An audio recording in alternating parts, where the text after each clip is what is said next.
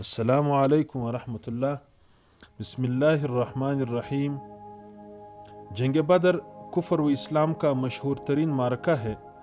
رمضان 2 ہجری میں مکہ اور مدینہ کے درمیان مقام بدر میں یہ جنگ ہوئی۔ اس لڑائی میں تعداد اور اسلحہ کے لحاظ سے مسلمان بہت ہی کمتر اور پست حالی میں تھے۔ مسلمانوں میں بوڑھے، جوان اور بچے، انصار اور مہاجرین کل مل کر 313 مجاہدین اسلام عالم نبوی کے زیر سایہ کفار کے ایک عظیم لشکر سے نبرد آزمات تھے۔ سامان جنگ کی قلت کا یہ عالم تھا کہ پوری اسلامی فوج میں 6 زریں اور 8 تلواریں تھیں، اور کفار کا لشکر تقریباً 1000 نہایت ہی جنگجو اور بہادروں پر مشتمل تھا، اور ان بہادروں کے ساتھ 100 بہترین گھوڑے، 700 اونٹ اور قسم قسم کے مہلک ہتھیار تھے۔ اس جنگ میں مسلمانوں کی گھبراہٹ اور بے چینی ایک قدرتی بات تھی۔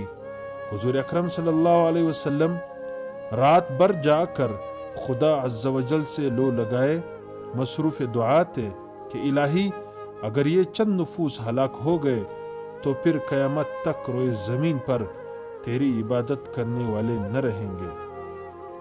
دعا مانگتے ہوئے آپ پر رقت طاری ہو گئی اور آپ کی چادر مبارک زمین پر گر پڑی، یہاں تک کہ آنسو جاری ہو گئے۔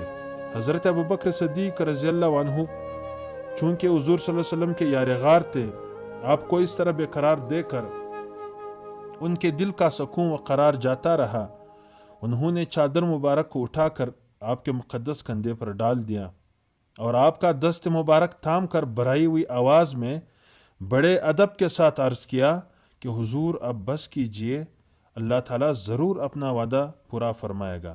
اپنے یار غار صدیق جانثار رضی اللہ تعالیٰ عنہ کی گزارش مان کر آپ علیہ السلام نے دعا ختم کر دی اور نہایت اطمینان کے ساتھ پیغمبرانہ لہجے میں یہ فرمایا، جو کہ قرآن مجید کی آیات بھی ہے، جس کا ترجمہ یہ ہے: اب بگائی جاتی ہے یہ جماعت اور پیٹھیں پھیر دیں گے۔ صبح کو حضور علیہ السلام نے آیات جہاد کی تلاوت فرما کر ایسا ولولہ انگیز واز فرمایا کہ مجاہدین کی رگوں میں خون کا قطرہ قطرہ جوش و خروش کا سمندر بن کر طوفانی موجیں مارنے لگا، اور آپ علیہ السلام نے یہ بشارت دی کہ اگر صبر کے ساتھ تم مجاہدین میدان جنگ میں ڈٹے رہے تو اللہ تعالیٰ تمہاری مدد کے لیے آسمان سے فرشتوں کی فوج بھیج دے گا۔ چنانچہ 5000 فرشتوں کی فوج میدان جنگ میں اتر پڑی اور دم زدن میں میدان جنگ کا نقشہ ہی بدل گیا۔ حضرت علی رضی اللہ تعالیٰ عنہ مہاجرین کا جھنڈا لہرا رہے تھے، اور حضرت سعد ابن عبادہ رضی اللہ تعالیٰ عنہ انصار کے علم بردار تھے۔ کفار کے 70 آدمی قتل ہو گئے اور 70 گرفتار ہوئے، باقی اپنا سارا سامان چھوڑ کر فرار ہو گئے۔ کفار کے مقتولین میں قریش کے بڑے بڑے نامور سردار جو بہادری اور سپاہگری میں یکتائے روزگار تھے، ایک ایک کر کے سب موت کے گھاٹ اتار دیے گئے، یہاں تک کہ کفار قریش کی لشکری طاقت ہی فنا ہو گئی۔